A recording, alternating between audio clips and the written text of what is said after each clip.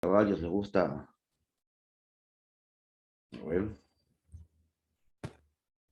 Bien, chicos, vamos a iniciar la clase de Historia Universal. Conocemos ya un poco de lo que es Grecia, pero hoy día vamos a ver ya todo el contenido de la cultura griega, ¿sí? La cultura griega que se desarrolla en Europa, sabemos que está en la península de los Balcanes. Un momentito.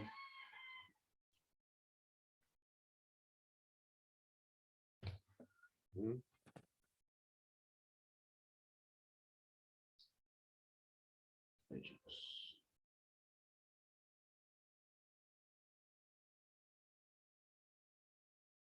Ahorita comenzamos, voy a pasarles ahora las diapositivas.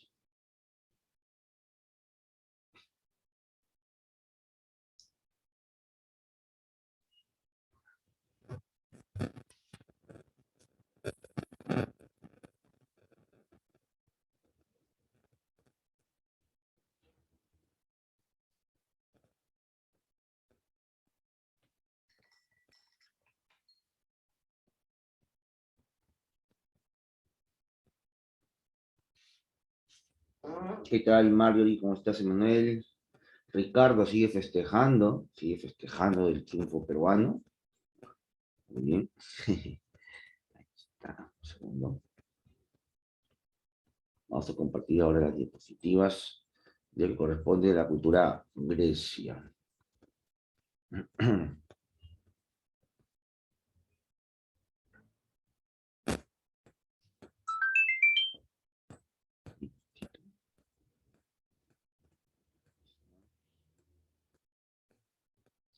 Ahora ya está compartiendo, creo.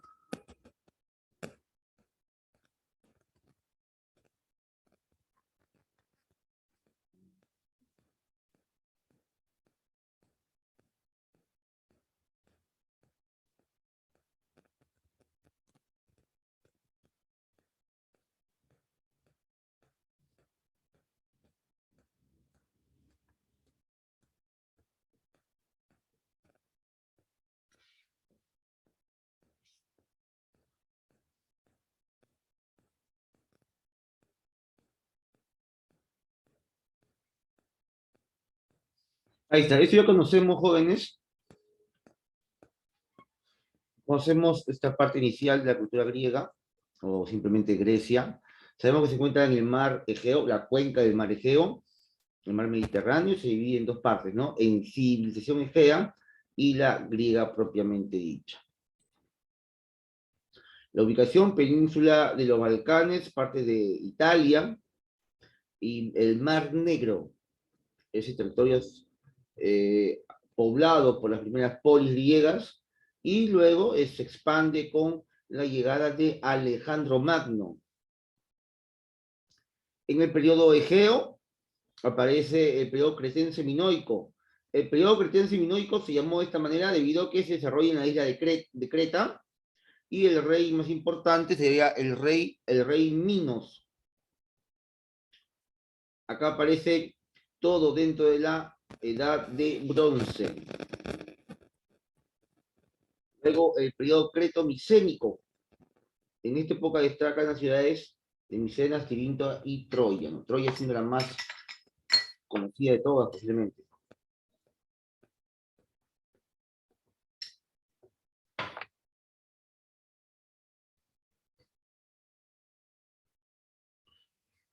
Ahora sí, con respecto al siglo 8 al siglo 6, los griegos colonizan las costas del Mar Negro, el llamado el Esponto.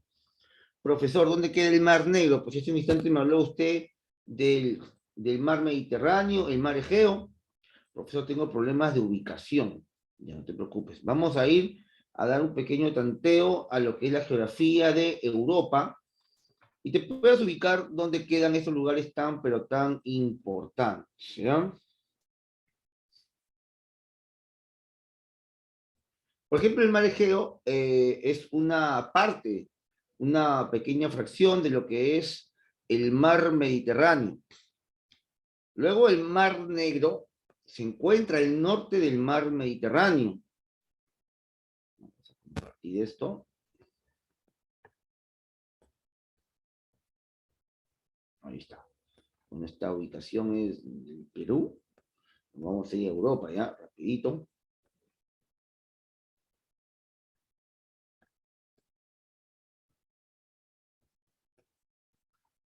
Vamos a buscar.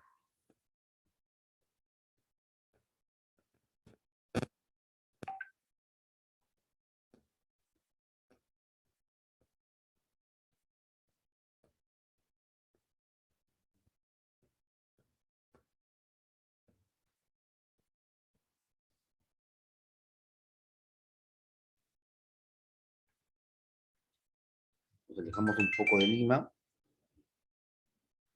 Nos alejamos un poco de Lima. Ahora sí se ve ya el Perú, se ve Sudamérica. Vamos a movernos y nos vamos de manera imaginaria hacia el continente europeo. ¿Bien? Esto es África. Esto es, esta parte verde es Europa,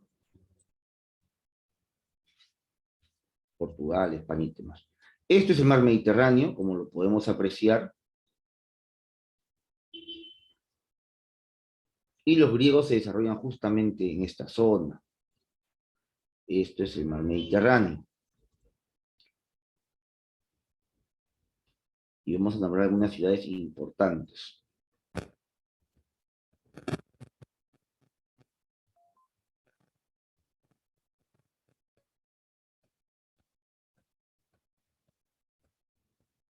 Bien.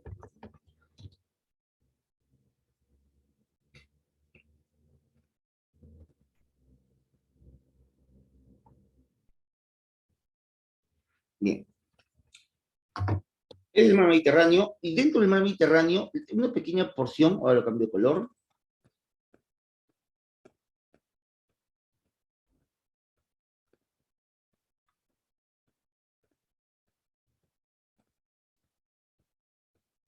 Terminamos con los mares grandes, a ver. Y esto es el mar Negro. El mar Egeo es el mar que está por esta zona. Ese es el mar Egeo, ¿no? Una pequeña porción. Incluso se extiende hasta por esta zona. Esto es Creta. Bien, y esta es la ubicación del mar Egeo, el mar Negro, y las ciudades griegas estarían, por ejemplo, acá, las voy a pintar. Acá se localiza Esparta y Atenas, las más importantes. Esto es Creta. Aquí se encontraría Alejandría al frente de lo que es Grecia. Por aquí estaría la gran ciudad griega de Bizancio. Por aquí estaría la ciudad de Troya. Bien.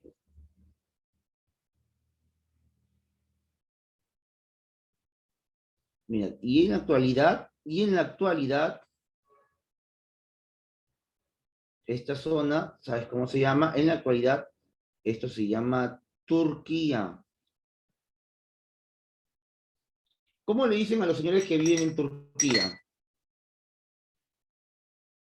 ¿Cómo se llaman los señores que viven en Turquía? Turcos. ¿Sí? Turcos. Así de sencillo. Profe, ¿y siempre se llamaron turcos? No. En un tiempo eran los señores de Bizancio. Eran los bizantinos. Profe, ¿por qué se cambiaron de nombre? ¿Por qué de bizantinos a turcos?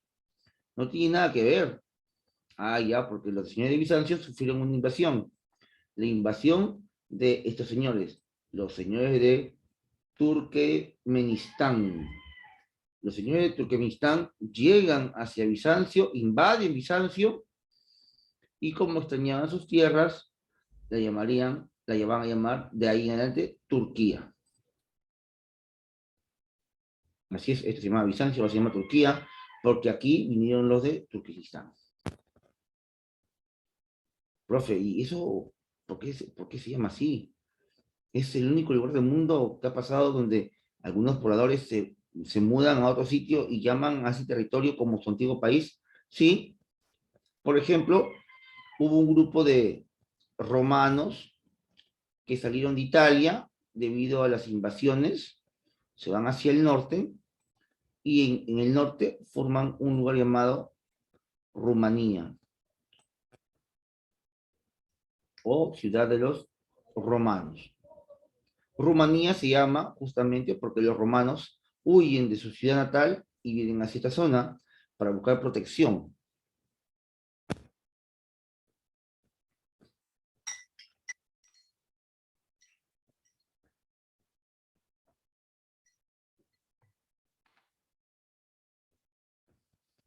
Bien, ahora sí que nos ubicamos.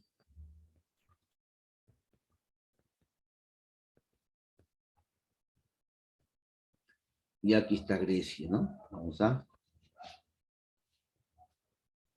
dejar de compartir un instante y nos vamos. Ahí está. Entre el siglo 8 y 6, los griegos colonizaron las costas del Mar Negro y ahora conocemos el Esponto Bizancio, el Subitalia, llamada también la Magna Grecia, Nápoles, Tarento, Siracusa, Crotona y Síbaris, el Mediterráneo Occidental, Marsella, que es Francia, Mónaco y Niza.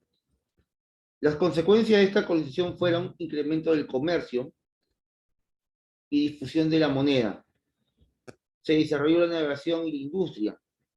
Hay una difusión de cultura, aparición del mercado marino, es decir, la talasocracia, y artesanos que aspiraron a participar en la vida política, mejorar la vida y las costumbres. Aquí, en este punto, me voy a detener con ustedes un instante. Con respecto a la política, sabemos que en la actualidad nuestro país está pasando por momentos difíciles, la coyuntura, la corrupción está cada vez más enquistada dentro de nuestro país. Muchos quieren decir que lo que ocurre en el país es culpa de un presidente, cuando el día de ayer se comprobó que la culpa no es solamente del presidente, sino también de el Congreso. Porque si el presidente es corrupto, ¿cuál es la función del Congreso? Sacarlo por corrupto. Pero ayer hubo una votación en la cual ganó el no, no hay que sacarlo. Quiere decir que la mitad del Congreso también es corrupto. Y a muchos de nosotros nos fastidia, nos molesta. Renegamos de los políticos que tenemos en la actualidad. Pero los griegos ya se habían adelantado a eso. Los griegos nos decían algo con respecto a la política o de la vida política. ¿Y qué nos decían los griegos? Los griegos nos decían que todo ser humano es un ser político. Tú, Mario y Ricardo, Alondra, Diana, son seres políticos. Ustedes están destinados a vivir en política, a hacer política. Y si en el camino te engañan, te mienten, diciendo que la política no es para todos, que la política es sucia, corrupta, bueno, eso es verdad. Pero muchos dicen, sí, es para gente mala, que no entre en política, porque eso es para malos. Bueno, la política está llena de gente mala, gente mentirosa y astuta. Pero los griegos te decían algo. Si tú no quieres que un ser inferior te gobierne, simplemente participa en política y tú mismo gobiérnate. Entonces, si tú no participas en política, desde ahora que es un preuniversitario, cuando mañana pasado salga un gobernante peor que el actual, no te quejes, pues. No te quejes. ¿Sabes por qué? Porque es tu obligación como ser humano participar en política. Y si no participas en política, tu castigo es que un ser putrefacto como el actual te gobierne. Eso decían los griegos. No lo digo yo. Entonces, si mañana pasado tenemos otro gobernante peor o un congreso más sucio, más cochino, es porque tú no participas en política. Así de sencillo.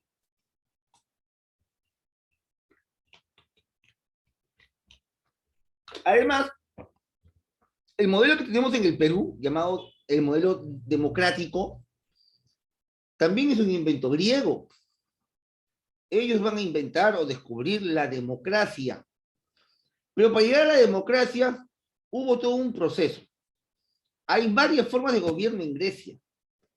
Desde la monarquía hasta la tiranía, desencadenando finalmente en la democracia.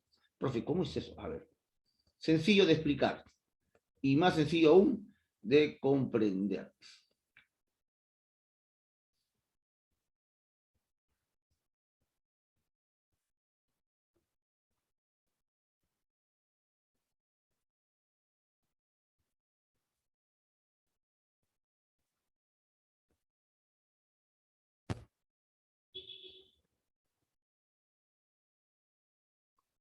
Vamos a ver las formas de gobierno que nos dejan los griegos. Así sencillo, ¿bien?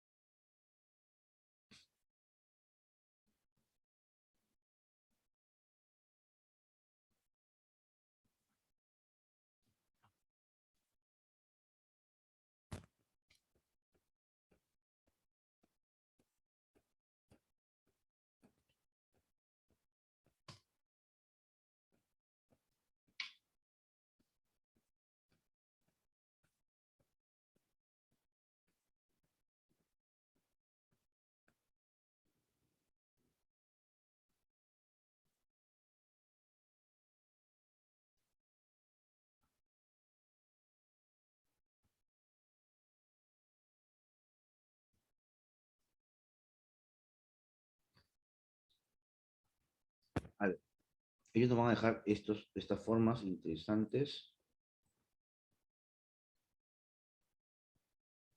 Voy a poner aquí uno,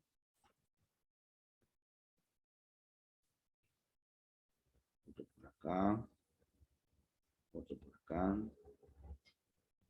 acá.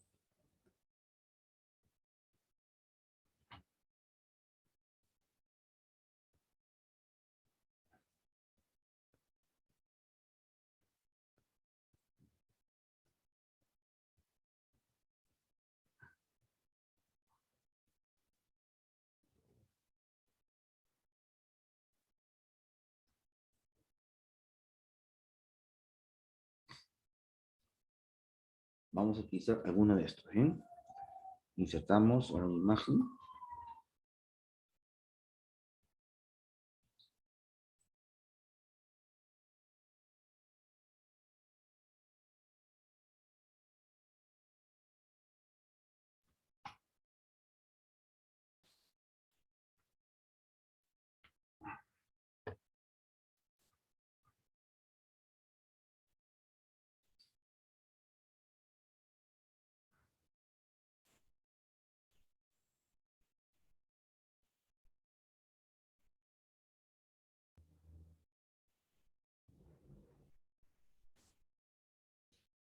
Vamos a poner aquí la talasocracia, que es una de las primeras formas.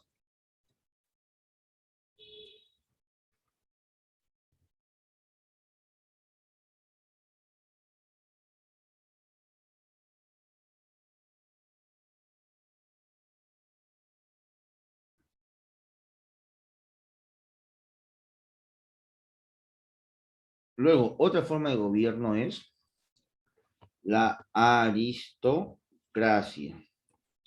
Aristocracia.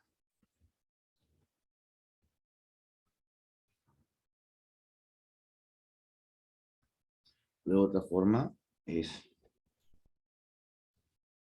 ¿mm?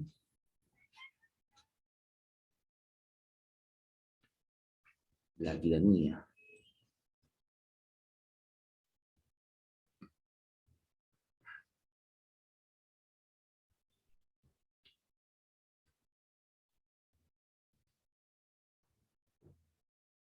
Otra forma es la democracia.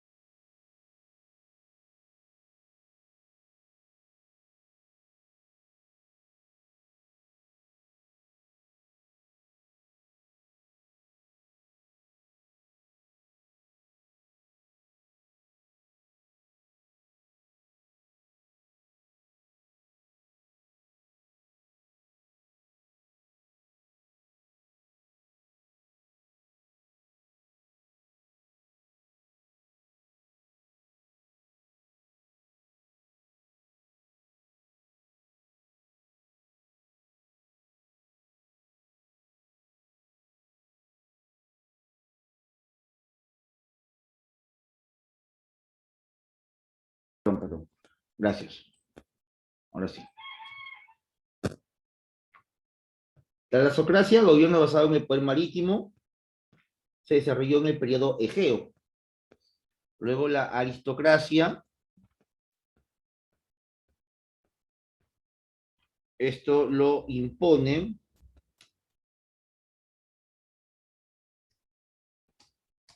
el griego llamado Dracón,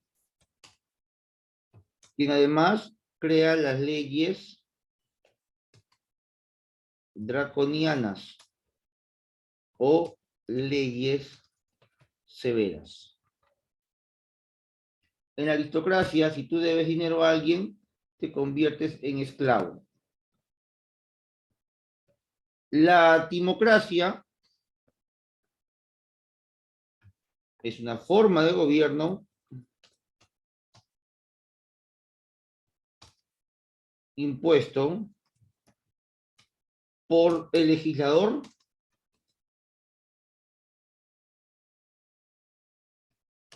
llamado Solón.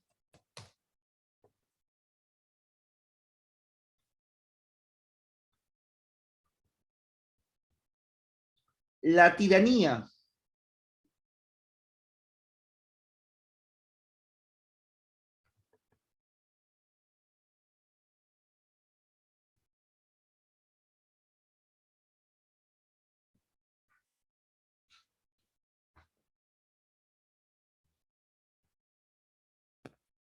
también es una forma de gobierno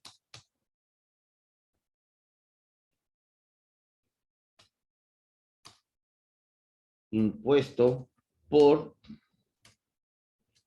los nobles.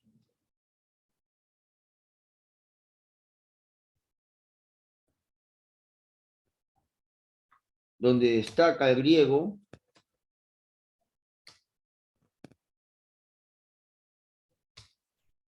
Pisístrato.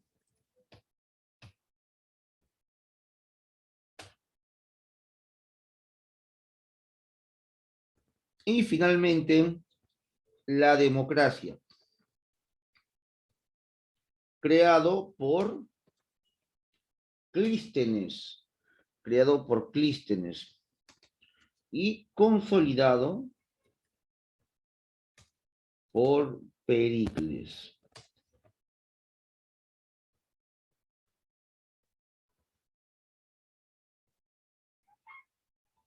Pericles apodado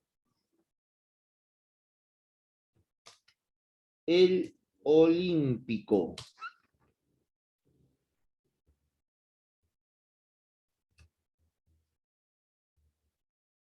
Bien, esos son los aportes más importantes de Grecia con respecto a la política, ¿bien?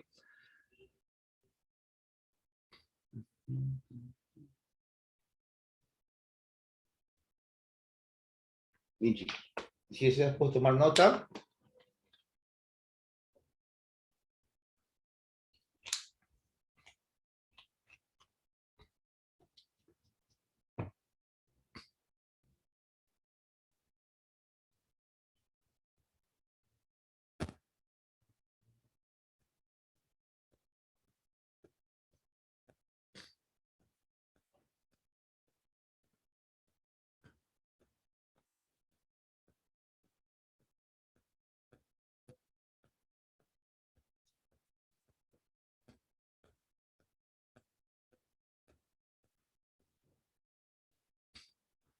Los espartanos, una de las principales ciudades griegas, ubicados en Laconia o península del Peloponeso. Habíamos visto ya anteriormente que los griegos tenían una forma de distribuir su gobierno, sobre todo en algunas ciudades como la espartana. Aquí habían dos reyes. El gobierno de dos reyes se llama diarquía. Luego está el Senado, o también llamada Jerusia, Consejo de los Ancianos, Asamblea Popular o Apeya y los Eforos. A ver, ahora, ustedes tienen que aprender lo siguiente, chicos. Primero, las formas de gobierno, que hemos visto que son la timocracia, la tiranía, la democracia, aristocracia y timocracia? Eso tienes que saberlo sí o sí. Bien. Ya en la edad moderna aparecen otras formas de gobierno, como la monarquía, el imperialismo, entre otros. Pero hoy día en Grecia hemos comenzado con talasocracia, luego aristocracia, timocracia, tiranía y democracia. Son 5. Bien, voy a abrir el micrófono y voy a comenzar a preguntar para que me digas las formas de gobierno. ¿Te parece? ¿Sí? ¿Quieres participar? A ver, ya está activado el micrófono. Dejamos de compartir un instante. A ver, de los jóvenes, ahí me dice profesor, mi micrófono no está mal logrado, ya comenzaron a decirme que no pueden, bueno, ya comprendo los que no pueden, pero yo no creo que los 50 estudiantes del aula todos tengan el micrófono malo. A ver, ¿quién quisiera participar? Levante la manito. Y me dice las 5 formas de gobierno. Vamos chicos, no se peleen, uno a la vez. A ver, comenzamos entonces con tres formas de gobierno. Hillary, dime 3 formas de gobierno. Después de que pueda, me dice 4 y al final 5. Ya, por ejemplo, democracia, aristocracia y democracia, que recuerde, ¿verdad? Listo, así es. ¿Alguien más que me diga ahora 4? Ahí está, Karen. Perdón, Keren. Ok, profe. Talasocracia, aristocracia, tiranía y democracia. Ya, perfecto. Ahora sí van 4. Ahora, ¿quién me dice los 5? Levánteme la mano, ¿quién me dice los 5? Ricardo. Vamos, Ricardito. Bueno, comenzando con talasocracia, luego aristocracia, democracia, tiranía y democracia. Excelente, Ricardo. Bien, vamos a poner un poco de complejidad a cada una de las preguntas. A ver, y primero me dan la mano, ¿ya? A ver, de la talasocracia, tiranía, aristocracia, democracia, ¿quién inventó la aristocracia? A ver, la aristocracia, ¿de quién es? A ver, Ricardo. Fue el griego Dracón. Dracón, muy bien. A ver, y ahora, ¿quién me dice que no sea Ricardo? ¿Quién me dice que no sea Ricardo? ¿Quién inventó la democracia? A ver, Keren. Fue inventado por Clístenes. Clístenes, muy bien. ¿Y quién la consolidó? Perincles. Pericles, muy bien. ¿Y cuál es el apodo de Pericles? El Olimpo. El olímpico. Muy bien, Keren, muy bien. A ver, quiero saber si se está entendiendo. A ver, me confirmas, Diana Castillo, ¿se entiende, se comprende? Hola. Perfecto. Listo. Continuamos. Una preguntita más para poder continuar. Con respecto a la ubicación de Grecia, sabemos que llegaron hasta Italia. Cuando los griegos llegan a Italia, ¿cómo llamaron a las ciudades o al territorio que estaba al sur de Italia? ¿Cómo se llamó el territorio al sur de Italia? El territorio, ahí está, Alondra, muy bien. ¿Cómo se llamó? Magna Grecia. Muy bien, la Magna Grecia, muy bien. Otra pregunta más, ahí me levantan la mano, bien. De todos los lugares en los cuales se desarrollan los griegos, la ciudad de Bizancio y de Troya estaban muy cerca ¿a qué mar? Que no es el mar Mediterráneo.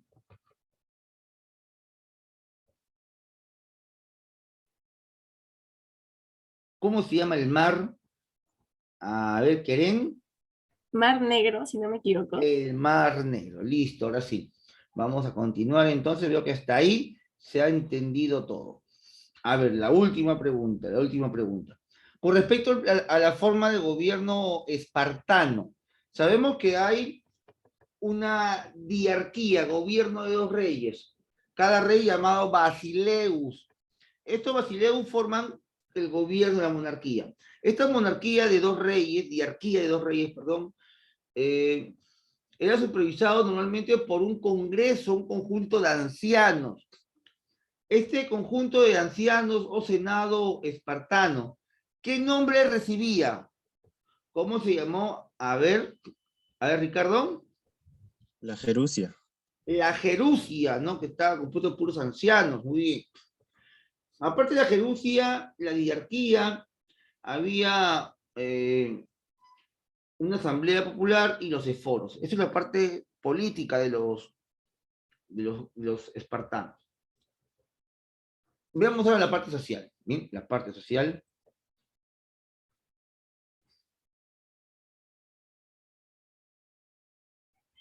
Ahí está. La sociedad espartana estuvo compuesta por los espartiatas, de origen dorio, nobles con todos los privilegios, luego estaban los periecos y finalmente los hilotas. ¿Bien? La educación ya la conocemos, hemos visto que aquí hubo una vida militar, tuvo poco interés por lo espiritual y lo académico, los niños deformes eran arrojados de la cima del monte Taigeto. Licurgo es el antiguo legislador o héroe legendario, quien se atribuye la creación del sistema sociopolítico espartano. ¿Bien? Si Atenas tenía Pericles, Esparta tenía a Licurgo.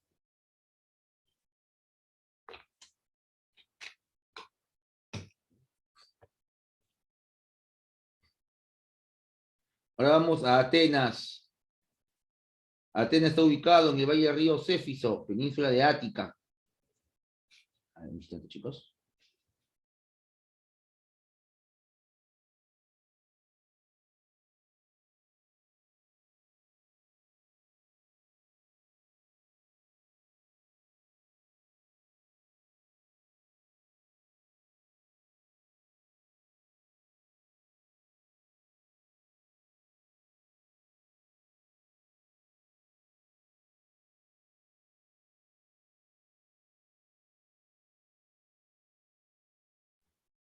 Bien.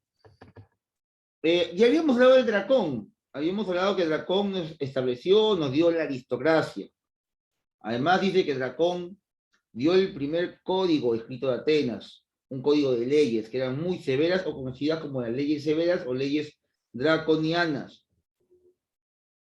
Dice que aumentó el número de arcontes, que eran los gobernantes de Atenas, ¿no? Como un pequeño consejo de ministros, ¿no? Los arcontes. Bien, él es Dracón. Dracón es el que impone el esclavismo por deudas.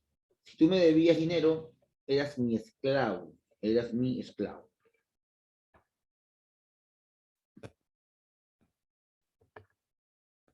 Luego viene Solón, quien es recordado como el creador del Estado ateniense. Bien, en Atenas hay muchos personajes, pero Solón es recordado por crear el Estado. Él forma el Estado. Antes de Solón sí existía Atenas, pero no estaba organizado. Vivía a la deriva, con líderes, caudillos, pero no había un Estado consolidado, un poder ejecutivo, judicial. Solón lo crea, junto con la timocracia. Él hace una reforma social donde dice que nadie más va a ser esclavo por deudas. Él hace la abolición de la esclavitud por deudas. Divide la sociedad en 4 clases sociales según la fortuna. Hace una reforma política y crea el Senado Consejo de los 400, la Asamblea Popular. Bien, Pisístrato luego lo va a seguir más adelante. Bien.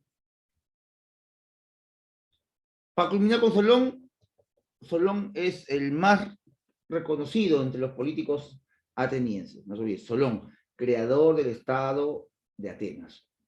Luego Pisístrato, que de nacimiento no era ateniense, el de nacimiento era espartano. Pero sin embargo llegó a Atenas y gobernó Atenas. Pues, profe, ¿cómo es posible que es de otro lado? Es como en el Perú, Fujimori, japonés. gobernó el Perú.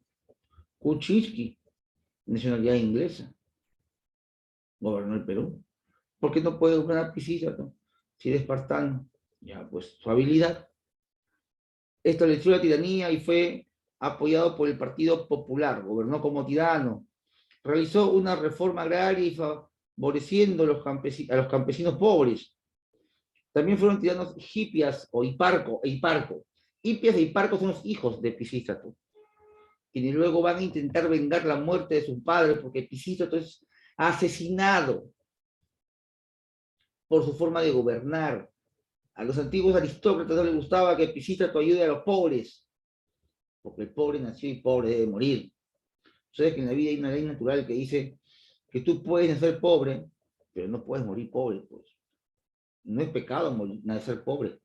Acá muchos han podido haber nacido pobres, pero por su esfuerzo y su estudio, su trabajo, dejan de ser pobres, ¿cierto? Pues si tú naces pobre y mueres pobre, es tu problema, pues. El problema no es del Estado, ni el presidente, ni el Congreso. Ese es tu problema. No, ay, no, profe, que mi mamá nunca me dio para estudiar, y mi papá tampoco. Ese es tu problema. Porque tú tienes toda la capacidad para salir de la pobreza. Nadie nace incapaz de salir de un mal momento. Todos pueden. En esta aula más todavía, futuros estudiantes universitarios. Aquí está Clístenes, el más pedido, el más buscado, el más amado. Él es el Gianluca Lapadula de Grecia. Todos lo querían, todos querían un selfie con él. Clístenes, él es el creador de la democracia y realiza las siguientes obras. Dividió el territorio en 100 demos o tribus. Aumentó a 500 a los miembros del Senado. Creó el cargo de estrategas. ¿Bien? Un estratega por cada tribu. Implantó el ostracismo. ¿Qué es el ostracismo? Es el destierro por 10 años sin pérdida de derechos. Y justamente a Clístenes se le acusó luego de cargos de corrupción y a él mismo se le implanta y se le ejecuta el ostracismo. Es decir, lo botaron de Atenas.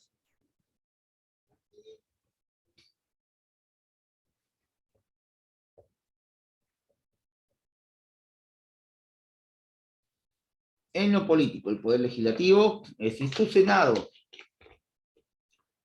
era llamado la Bule.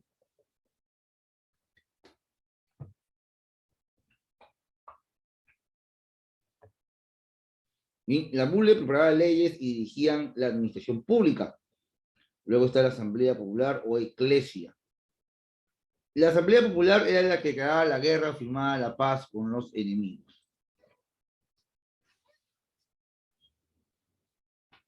Estaba integrado por ciudadanos mayores de 18 años,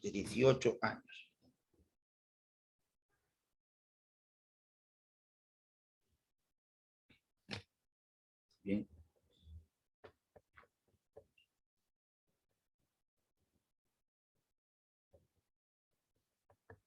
Luego viene el poder ejecutivo, conformado por los llamados ya arcontes, magistrados, quienes ejecutaban las órdenes del Estado. Los estrategas, quienes gobernaban en tiempos de guerra. Ahí vemos, por ejemplo, un estratega, ¿no? Hablando con la población, con la gente, siempre con sus vestidos, sus togas bien raras, ¿no? Luego viene el Poder Judicial, eran los que administraban justicia, el Areópago y el Tribunal de los Eliastas. El Areópago era el supremo y más antiguo tribunal, compuesto por arcontes cesados,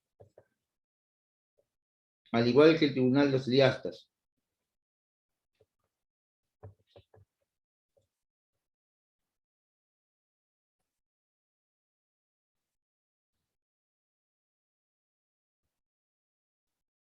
En la sociedad ateniense vemos también a los eupátridas, los bien nacidos, de origen jonio, únicos ciudadanos de todos los derechos. Dirigían el gobierno, y luego están los metecos, ¿no? Que eran los extranjeros, ciudadanos que se dedicaban al comercio y a la artesanía. Finalmente, por debajo de todos, los esclavos estaban por debajo de todos.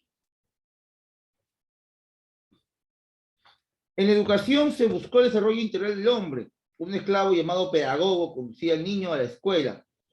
A los 14 años se adiestraban en los gimnasios. A los 16 formaban parte de escuelas como el liceo y la academia. A los 18 eran considerados ciudadanos o efebía. Ahora, los griegos, estudiantes, también son recordados mucho, pero mucho, por su mitología. La mitología griega es una de las más conocidas, una de las más recordadas. ¿Bien? A ver, dioses griegos, ahora voy a compartir, un momentito. En los dioses griegos conocemos, a ver, leo el chat. En los dioses griegos, ¿qué dios griego conoces? ¿O has escuchado? A ver, Yamilé, Katia, Ricardo. Ahí está el más conocido, Zeus. Zeus se llama el perrito de mi amigo, acá en la esquina. Poseidón, Hades, Ares, Atenea, Afrodita. Si quieren ¿No? vender online. Una buena serie de dioses, ¿no?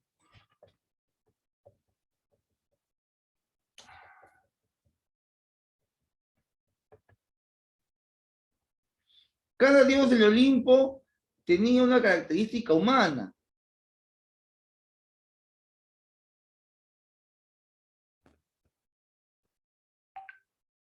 Hestia era Apolo, Artemisa, Séfora. Séfora, ¿no? Sí. Apolo es muy tocado en exámenes de admisión, ¿eh? Porque es el dios. ¿Apolo es dios de qué? A ver, ¿Apolo de qué es? A ver, chicos, académicos.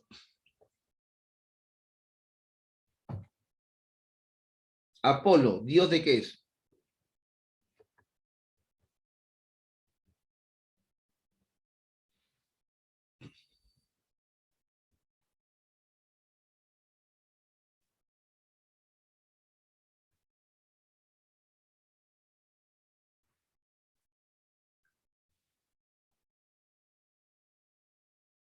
¿Mm? ¿El sol? ¿De la guerra? Apolo es el dios de las letras. ¿La adivinación?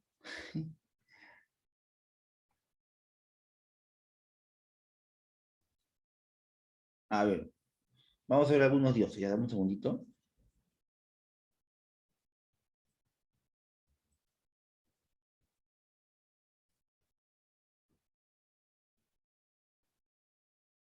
Te voy a compartir ahorita.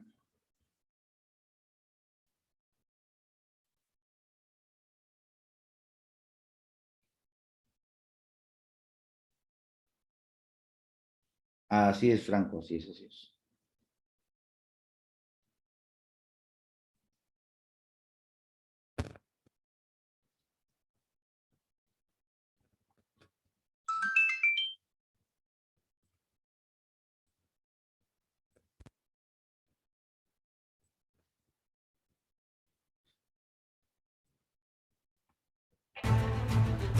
Érase una vez, hace miles y miles de años, el caos ocupaba todo el universo. Era una masa inmensa y oscura. De este vacío surgió Gea, la tierra, Tártaro, el inframundo, y Eros, el amor. Posteriormente, Caos engendró a Erebus, la oscuridad, y a Nix, la noche. Gea, la madre tierra, era la diosa más antigua. De ella nació Urano, el cielo, y juntos crearon a los 12 titanes: Océano, Ceo, Crio, Hiperión, Jápeto, Tea, Rea, Temis, Nemosine, Febe, Tetis y Cronos, a los 3 cíclopes y a los 3 hecatónquiros. Urano se avergonzaba de sus últimos hijos debido a su apariencia y los escondió en la profundidad de su esposa, la Tierra. Gea, disgustada ante esta situación, planeó una venganza contra Urano junto con su hijo Cronos, el más joven y retorcido de los titanes. La madre entregó a Cronos una hoz de acero. Cuando cayó la noche y Urano dormía, cortó sus testículos y los lanzó al mar. Se dice que de la espuma que generaron al caer al mar emergió Afrodita, la diosa más bella, la diosa del amor. Afrodita es protagonista en muchos relatos mitológicos. Fue casada con Hefesto, dios del fuego, pero nunca lo deseó. Por ello tuvo romances con otros dioses. Su historia de amor más apasionante fue la que vivió con Ares, el dios de la guerra. Sin embargo, Hefesto descubrió la infidelidad y urdió una trampa para ridiculizar a los amantes. Afrodita es madre de muchos dioses y mortales famosos, como Eneas, héroe de la guerra de Troya. Regresemos con Cronos. El titán se convirtió en la autoridad suprema de los dioses, junto con su hermana y esposa Rea. Encargó a Océano y Tetis gobernar los mares y a Hiperión y Febe dominar el sol y las estrellas. Encerró a su padre y a sus hermanos los cíclopes y hecatónquiros en el Tártaro, en el centro de la Tierra. Urano predijo que Cronos sería destronado y castigado. Tras recibir este augurio y para impedir que su descendencia lo derrocara, cada vez que Rea daba a luz a un hijo, él lo devoraba. Comió sin compasión a Hestia, Deméter, Hera, Hades y Poseidón. Rea, angustiada, no quería perder a ningún niño más. Así, cuando iba a parir al último, a Zeus, lo escondió y en su lugar le entregó una piedra envuelta en sábanas. Y Cronos se la tragó. Rea llevó al bebé a Creta y lo escondió en el monte Ida. Ahí fue cuidado por ninfas y alimentado a base de néctar y ambrosía por la cabra Maltea. Del cuerno de la cabra surge el símbolo de la cornucopia. Cuando creció se presentó ante Cronos y le dio un veneno que le hizo vomitar a sus 5 hermanos. A continuación liberó a los cíclopes del Tártaro, quienes le recompensaron proporcionándoles su arma, el rayo. Esta sublevación provocó una gran guerra conocida como Titanomaquia. Había 2 bandos, los dioses con Zeus al frente y los titanes al mando de Cronos. Tras 10 años luchando, Zeus liberó a los hecatónquiros. De esta forma, la balanza se inclinó del lado de los dioses, quienes derrotaron a los titanes, que fueron encerrados en el Tártaro. Sin embargo, todavía quedaba una amenaza para Zeus, el monstruo Tifón, hijo de Gea y Tártaro. Para vencerlo, el dios utilizó su rayo y después lo encerró con los titanes. Esta prisión pasó a ser custodiada por los hecatónquiros. Después de esta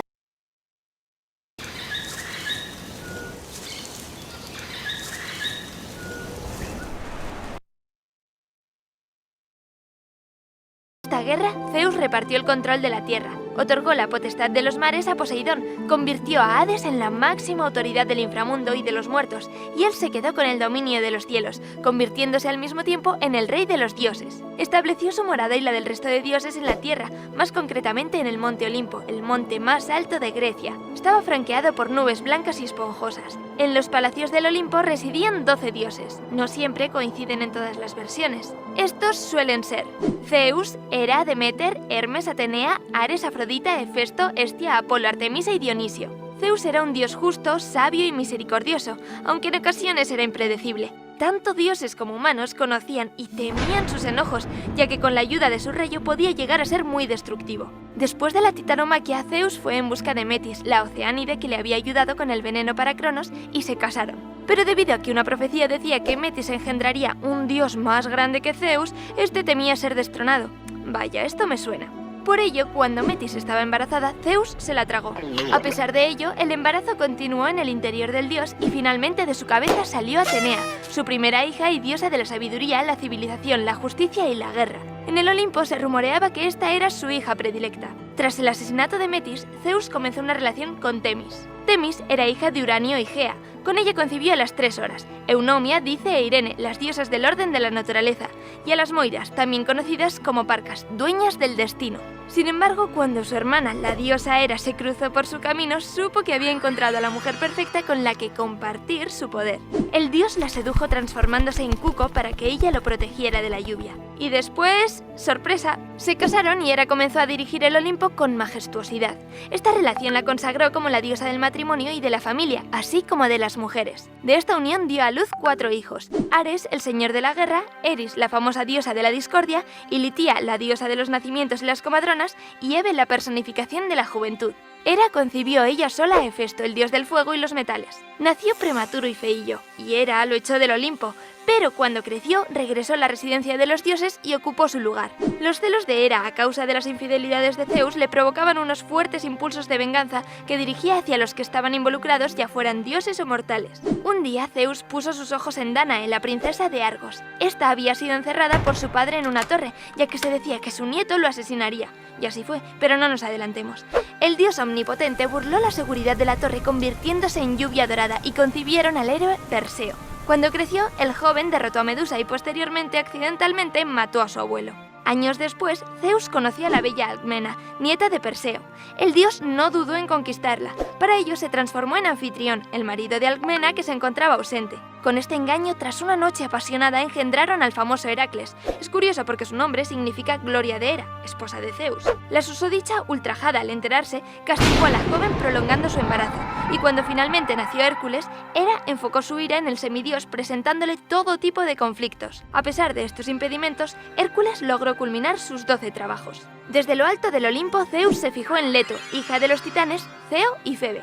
Tras la conquista, Hera preparó su venganza. Impidió a los dioses y a las diversas criaturas mitológicas que ofrecieran a Leto un lugar para parir los hijos que había concebido con Zeus. Prohibió a su hija Elitía que le ayudara con el parto. Finalmente, Leto logró ocultarse en una isla llamada Ortigía. Pero Hera mandó un monstruo, Pitón, para que los matara.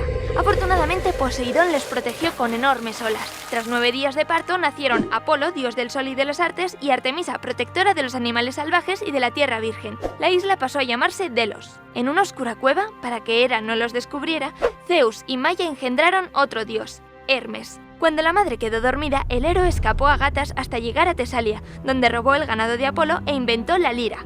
Este, al fin y al cabo hermano de Hermes, le cambió el ganado por la lira. En Tebas vivía una joven llamada Sémele, hija del rey y amante de Zeus.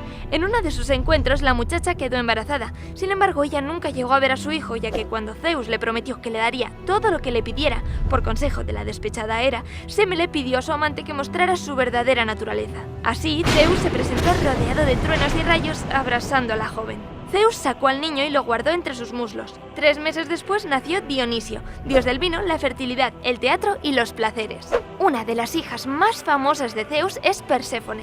Esta es el fruto de la relación entre el dios y su hermana mayor, Deméter, diosa de la agricultura. La madre la mantuvo alejada de diferentes dioses hasta que un día Hades la raptó y se la llevó al inframundo. Esto sumió a Deméter en una profunda tristeza, provocando una gran sequía en la tierra. Zeus no podía soportar esta situación, pidió a Hades que la trajera de vuelta. Tras un trato, Perséfone regresaba a la tierra durante 6 meses, pero debía volver al inframundo el resto del año. Cuando madre e hija estaban juntas, la tierra florecía, dando lugar a la primavera y el verano. Cuando se separaban, Deméter entristecía y llegaba el otoño y el invierno. Y de esta forma tan sencilla y bella, los griegos explicaban la realidad que les rodeaba. Por ejemplo, la inspiración de los artistas llegaba gracias a las musas, y estas no eran otras que el resultado de una conquista de Zeus. El dios tuvo una aventura con Mnemosine, que duró 9 noches. Tras estos encuentros nacieron las 9 jóvenes conocidas como musas. Estas son Clio, musa de la historia, Euterpe, musa de la música, Talía, musa de la comedia, Melpómene, musa de la tragedia, Terpsícore, musa de la danza, Erato, musa de la poesía amatoria, Polimnia, musa del canto de los dioses, Urania, musa de la astronomía y Calíope, musa de la poesía épica. Como has visto, Zeus no es un buen ejemplo a seguir. De hecho, hace todo lo que una persona no debe hacer en las relaciones. Y es que además de las infinitas infidelidades, cuando una mujer lo rechazaba, él, en vez de retirarse dignamente, optaba por cambiar de forma para ver si así colaba. Como cuando persuadió a Europa con la apariencia de un toro blanco. Mientras ella daba un paseo por la orilla del mar, el dios se le acercó hasta que la joven se subió en su lomo y la raptó. La llevó a Creta y de su unión nació Sarpedón, Radamantis y el famoso rey Minos. Algo parecido hizo el gran dios con Ganímedes, uno de los jóvenes más bellos de la antigüedad. Para acercarse a él, Zeus se transformó en águila y se lo llevó al Olimpo. O sea que los griegos estaban a merced de los dioses, tanto para lo bueno como para lo malo. Por ello, por si las moscas, realizaban muchos cultos para adorarlos. ¿Cuál es tu dios preferido? Cuéntanos en los comentarios de qué te gusta. Bien, ahí los dioses haciendo de las suyas, ¿no? Sobre todo Zeus. A ver, antes de pasar a otro punto con respecto a Grecia, vamos a ver si es que recordamos el nombre de algunos dioses. A ver, puedes levantar la mano si deseas activar tu micrófono. A ver, Lucero Reyes, ¿qué tal? ¿Cómo estás? A ver, ¿cómo se llama el dios más importante del Olimpo? Hola. ¿Cuál es el dios más importante del Olimpo? Pues ahí pueden usar el micrófono, chicos, el micro por ahí.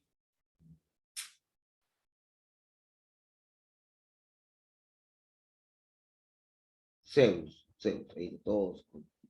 Muy bien. ¿Quién era la diosa o el dios de la familia?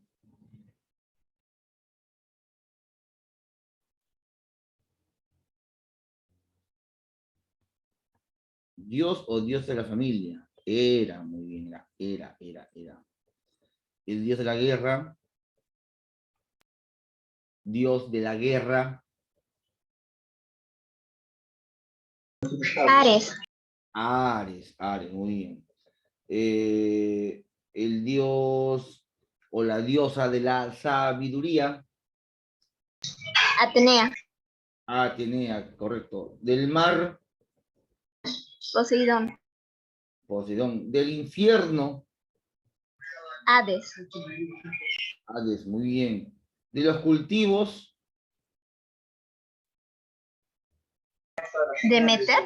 Demeter, muy bien. Ya, y finalmente, la diosa del amor y belleza. Afrodita. Afrodita, excelente. Y ahí está. Esto lo envío después, un pequeño resumen.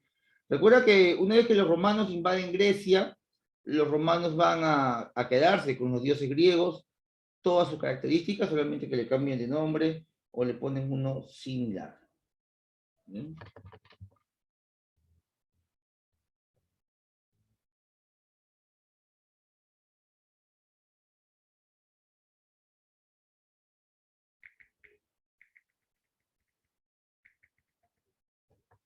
Muy bien, pues, ¿ya?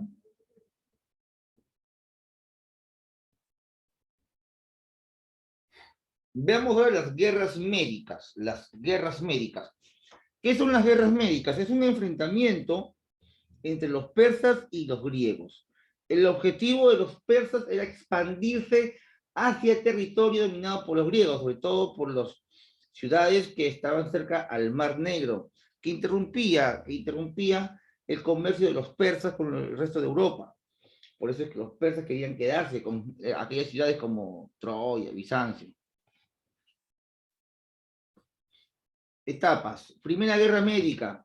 El emperador Darío murió. Fue vencido en la batalla de Maratón por el griego Milcíades.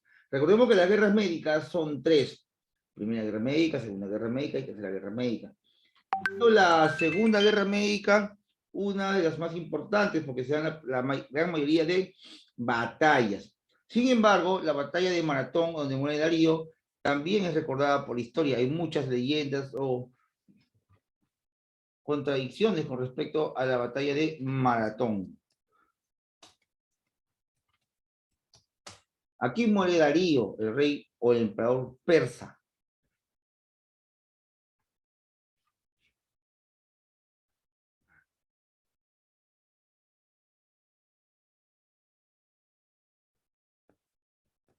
Vamos a compartir.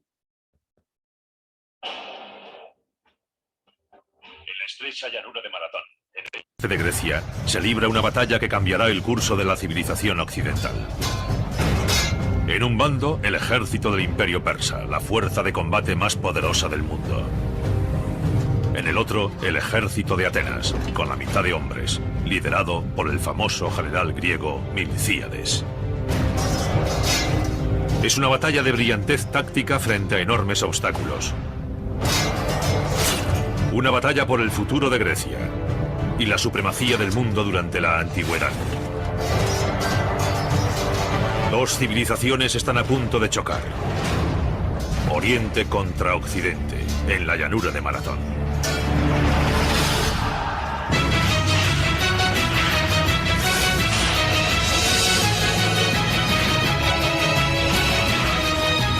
Batallas legendarias, Maratón y las Termópilas.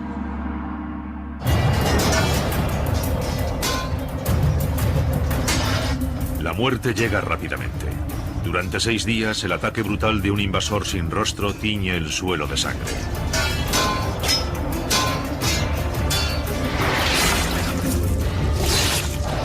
Los que no son aniquilados son esclavizados.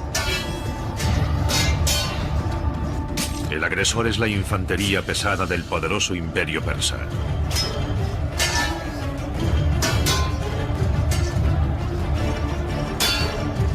Les llaman los inmortales.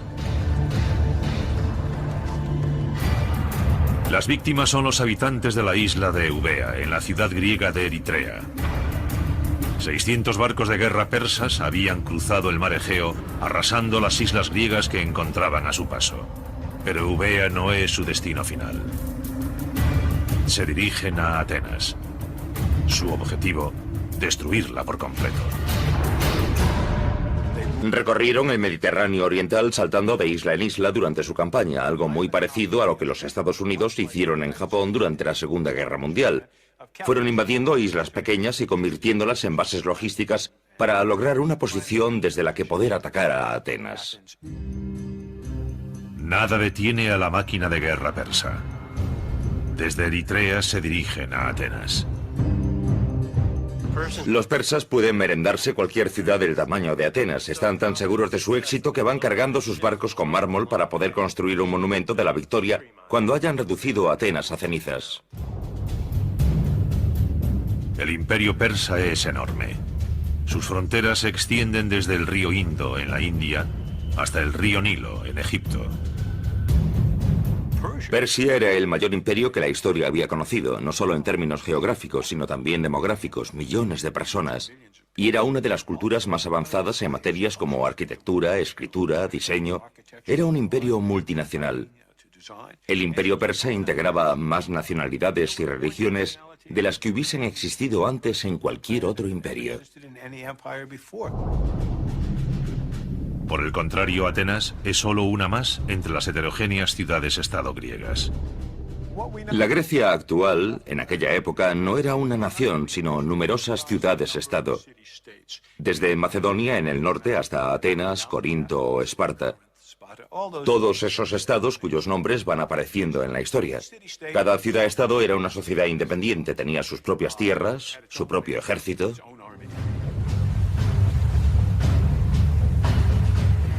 Pero a bordo de su buque de guerra, el comandante persa Dati solo tiene en mente una de esas ciudades-estado, Atenas.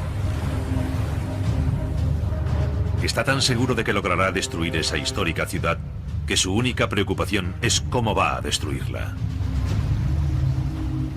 Una posibilidad es atacar Atenas directamente desde el mar, pero es un poco complicado. Atenas está amurallada y un asalto anfibio desde el mar frente al enemigo es una opción arriesgada.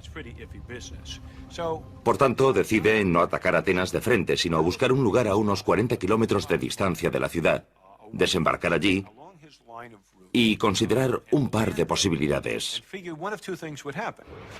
O el ejército griego responde y sale a su encuentro, o desembarca, reúne a su ejército y simplemente marcha hacia Atenas por tierra. Entre esas dos opciones, una campaña terrestre o un desembarco anfibio, optó por la campaña terrestre. Datis dirige su flota de 600 barcos hasta situarse a unos 42 kilómetros de Atenas, en Maratón. Sus barcos echan amarras en la bahía de Maratón y desembarcan en la playa de Chinias. A continuación, los persas acampan en la parte nordeste de la llanura junto al gran pantano. El ejército persa está a punto de caer sobre Atenas. Los atenienses saben que rendirse no es una opción, pero no se ponen de acuerdo sobre cómo deben prepararse. ¿Deberían hacerse fuertes tras los muros de la ciudad o salir al encuentro de los persas para luchar? Algunos atenienses creen que una batalla en campo abierto contra los persas es un suicidio. Pero un ateniense no está de acuerdo. Su nombre es Milcíades y tiene algo personal contra los persas. Milcíades es un personaje muy interesante, pertenece a una influyente familia ateniense, y cuando tiene unos 35 años se hace cargo de una colonia griega en Jonia, en la frontera del Imperio Persa. Gobierna como un tirano, por lo que es muy poco apreciado en Atenas. A finales del siglo VI a.C., el territorio de Milcíades en la península de Helesponto es absorbido por la expansión del Imperio Persa. Es obligado a hacer el servicio militar. Ahora blande una espada persa y debe luchar junto a sus conquistadores. Los persas pronto se expanden hacia el norte, cruzan el río Danubio e invaden Estitia, situada entre lo que hoy serían Europa del Este y Asia.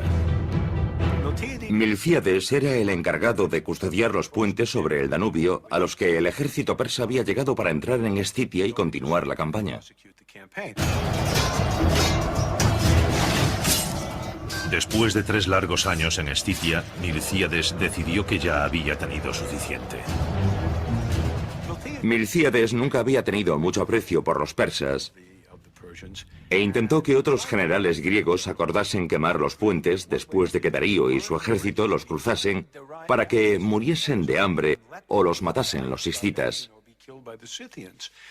Aquellos generales griegos no aceptaron su propuesta, pero los servicios de inteligencia de los persas se enteraron de la idea de Milcíades, y como podemos imaginar, aquello no les hizo demasiada gracia. Milcíades huye a Atenas, pero allí tampoco es bienvenido. Los atenienses aún recuerdan a Milcíades como un tirano y lo encarcelan a la primera oportunidad. 3 años después de su llegada a Atenas, Milcíades se enfrenta a la pena de muerte por tiranía, pero guarda un as en la manga. Sabe qué planean los persas.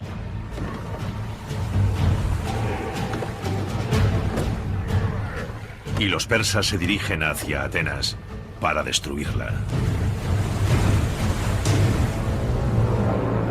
Los atenienses no solo perdonan la vida a Milcíades, además lo nombran general.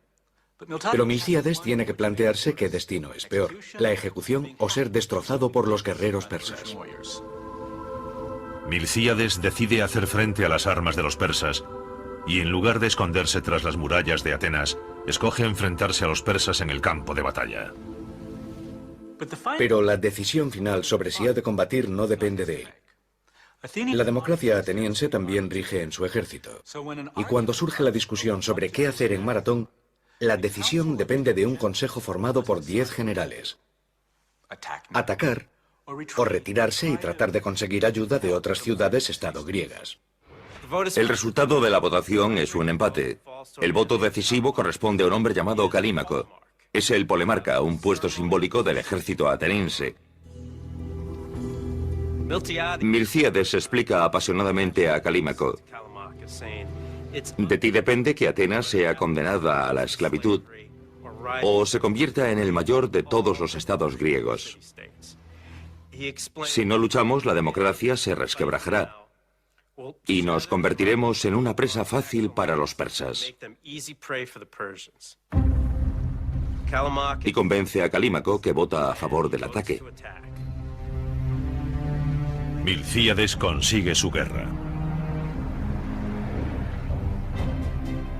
Dirige a todo el ejército ateniense, unos 10.000 hombres, 42 kilómetros hacia el este, hacia la llanura de Maratón. Milcíades parece tenerlo todo en contra. El ejército persa es colosal. 2 veces mayor que el ateniense. 20.000 soldados de infantería, 3.000 arqueros, 2.000 soldados de caballería.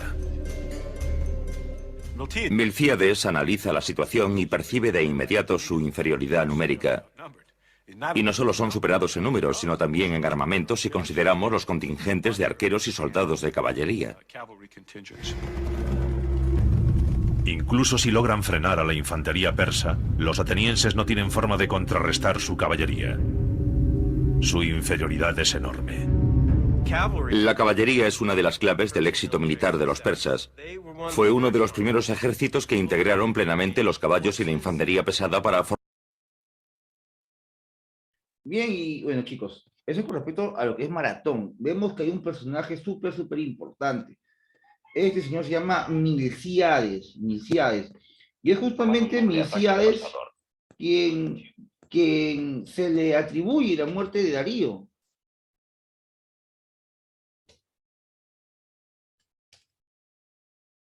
No sé, de repente han escuchado de este gran emperador persa. Bien. ¿Estás?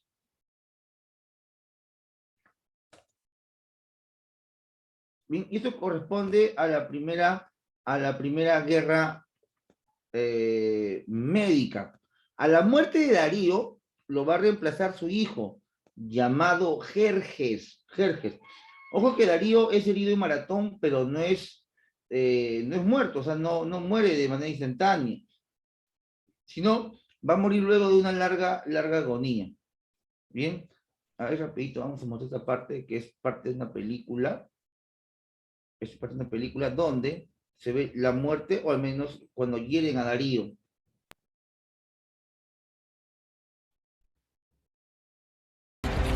Por siglos, y Temístocles lo aprovecharía.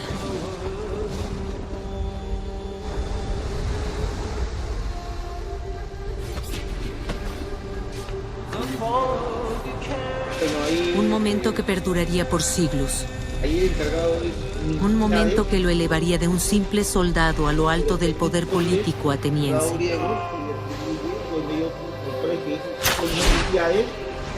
Un momento que convertiría a Temístocles en leyenda. Cae sobre el pecho de Darío.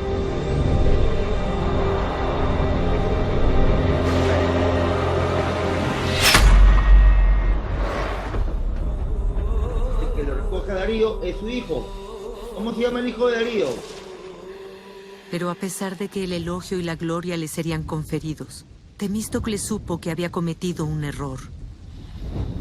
Era el hijo de Darío, Jerjes. En sus ojos llevaba la marca del destino.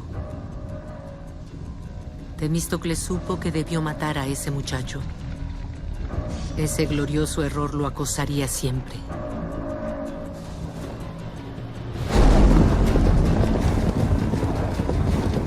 Así que fue el mismo Temístocles quien envió una oleada a través del imperio persa y puso en marcha fuerzas que traerían fuego al corazón de Grecia.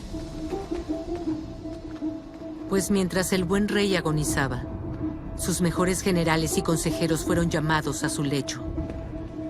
Ninguno más grande que su mejor comandante naval, Artemisa. Su ferocidad solo era superada por su belleza.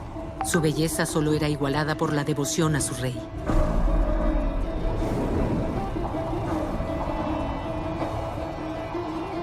Darío prefería a Artemisa entre sus generales porque le había dado la victoria en la batalla. En ella, tenía al guerrero apadrinado perfecto que su hijo Jerjes jamás sería. Bien. Ahí está. Para que puedas ver el resto del documental, simplemente pon batalla de maratón y te salen varias opciones y eliges lo que es el de History Channel, ¿no? Esto es sencillo, chicos. ¿Por qué te pasa todo este video? Porque es una forma de resumirte las guerras médicas.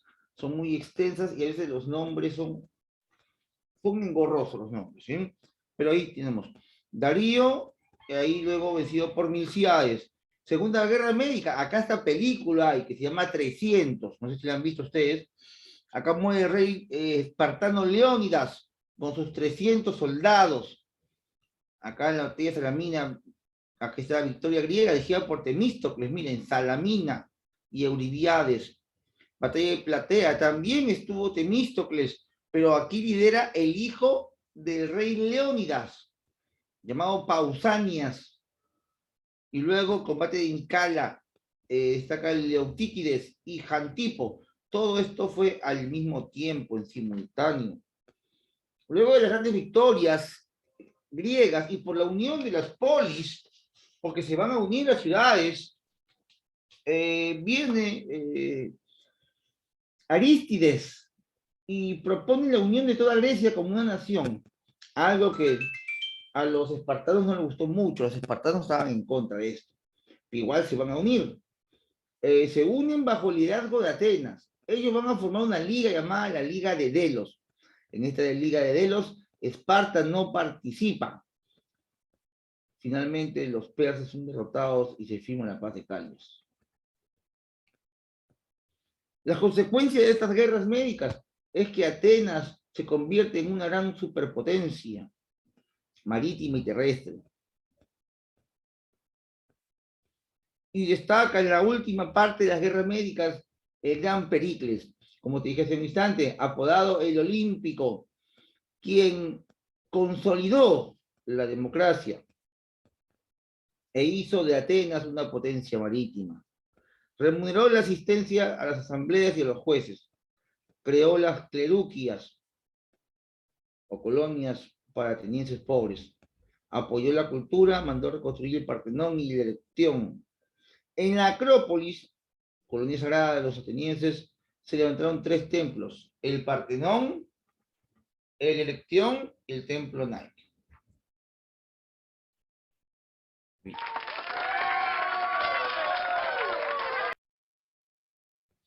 Y ahí nos vamos a quedar con respecto al tema de